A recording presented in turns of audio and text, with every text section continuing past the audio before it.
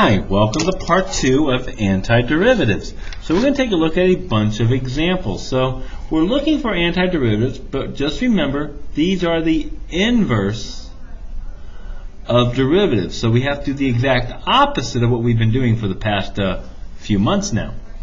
So for question number 1, we're looking for this antiderivative of 3x squared minus 5x plus 4.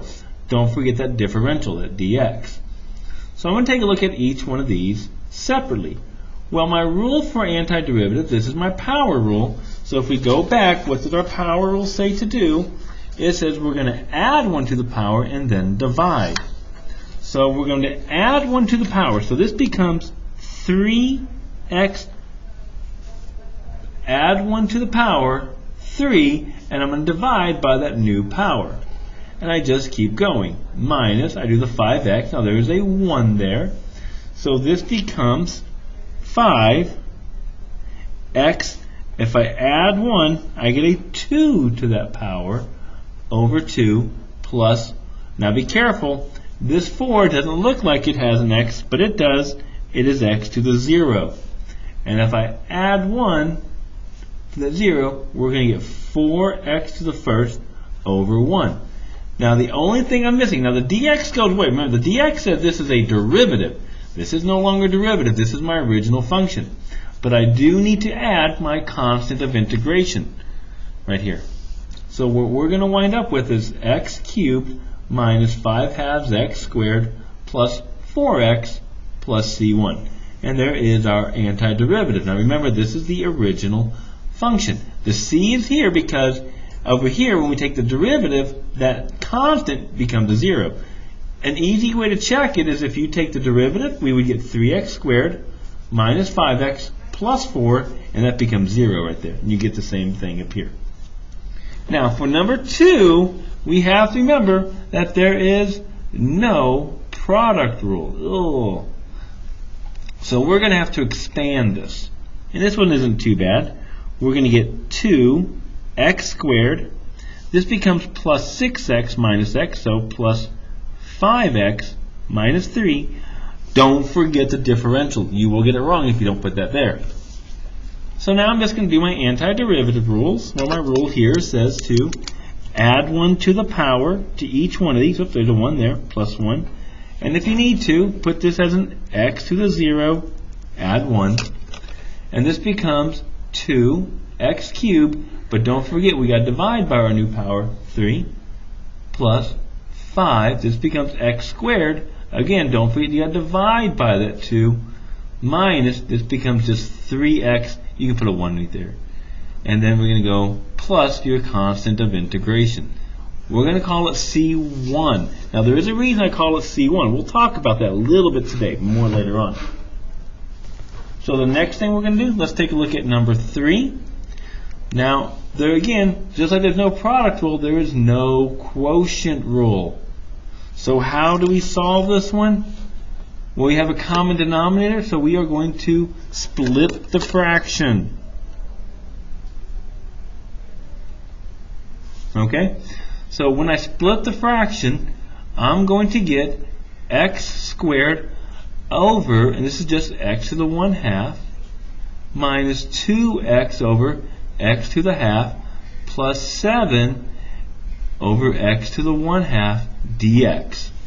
I'm going to clean all this up a little bit. We're going to get, this is 2 minus 1/2, so that's 3/2. So we get x to the 3/2 minus, this becomes x to the first over x to the 1/2, x to the 1/2 plus, I'm going to bring this one up, 7x to the negative 1/2 dx.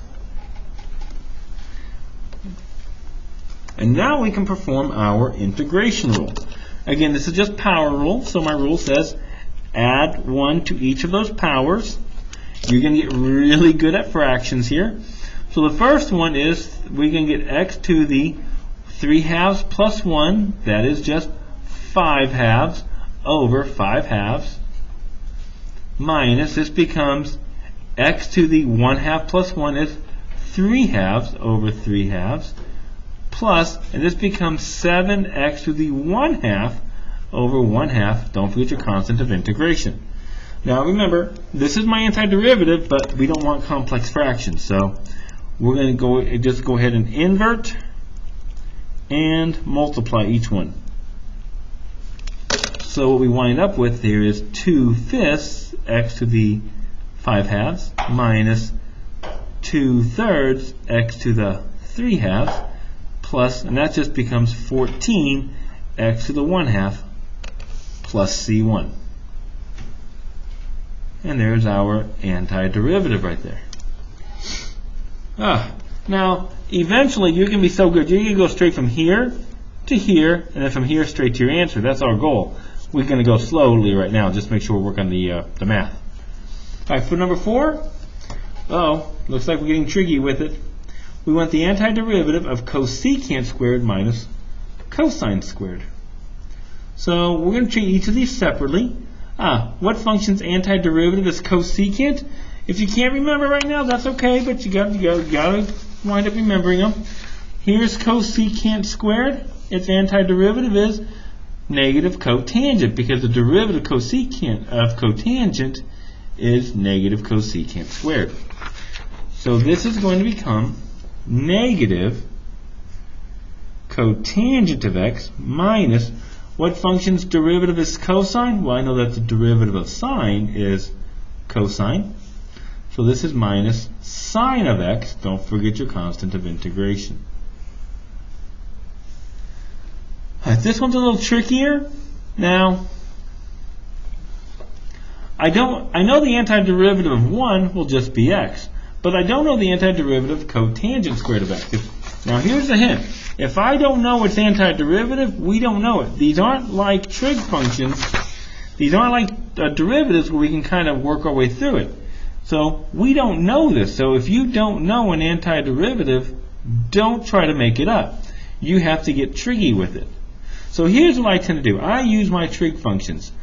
1 plus cotangent squared of x. This is one of my Pythagoreans from pre-cal last year.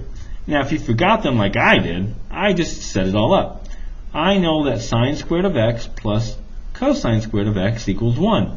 Well, cotangent is cosine over sine. So I divide everything by sine squared of x. And what I wind up with? Well, that's just 1 plus cotangent squared of x equals cosecant squared of x. So what they're telling me is that this entire bit with 1 plus cotangent squared of x can be written as cosecant squared of x. And I'm going to rewrite that. Cosecant squared of x.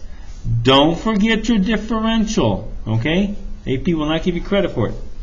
And the antiderivative cosecant squared, of course, is negative cotangent of x plus c1. Now we have that on our list, so what I would have you do for your homework tonight is just have this list out just to kind of help you out with it. And there is our antiderivative. So don't forget your differential if you rewrite it, and don't forget your constant of integration.